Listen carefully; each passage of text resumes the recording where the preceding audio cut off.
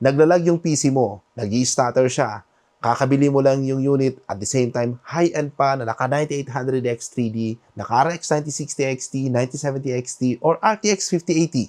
Yet sobrang lag. This is commonly encountered by those who are first into PC building. Pag tinignan natin tong videos, mapapansin niyo na yung isa, napakadalas yung pag-i-stutter. Samantalang yung isa naman, hindi. Parehas sila ng FPS.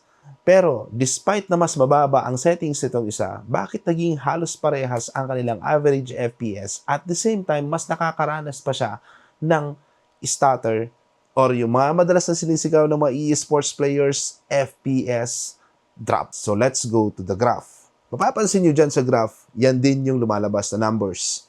Average FPS, the same.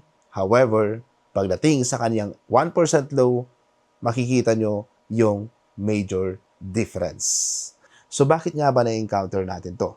Because of, going back sa previous video kanina, mapapansin nyo yung GPU utilization. Bakit sobrang baba ang GPU utilization nitong isang clip compared to the other? Ibig sabihin, hindi mo na ngayon nagagamit masyado yung RTX 5080 na binili mo, yung RX 9070 XT or high-end na rig, hindi mo siya na ma-maximize into gaming.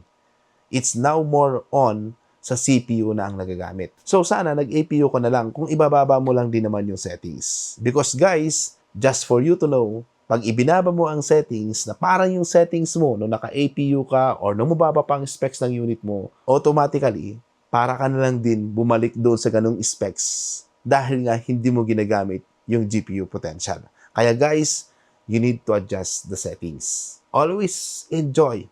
Kung naka 5080 ka, set it to medium, ultra high, high. Ganon yung maging settings natin. Huwag nating ibaba masyado, especially pagdating sa resolution. Dahil maging halos parehas lang din yung FPS average at the same time, mas hindi pa smooth yung maging experience mo.